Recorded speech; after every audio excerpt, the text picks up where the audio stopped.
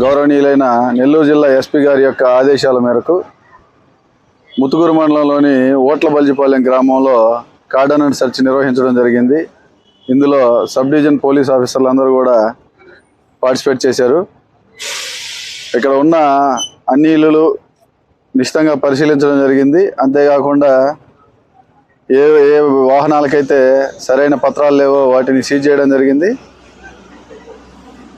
సుమారుగా 25 బైకులు, ఒక 3 ఆటోలని పత్రాలు సరిగా చూపించిన కారణంగా వాటిని సీజ్ చేశాము. అంతేకాకుండా రేపు రానున్న సంక్రాంతికి ఎక్కడ కూడాను పేకాటలు నిర్వహించడం, కోడి పందాలు ఆడించడం చేయవద్దు. ఎవరు కూడాను వాటిల్లో పార్టిసిపేట్ చేసి చట్ట వ్యతిరేకమైన కార్యకలాపాలకి తావివ్వద్దు.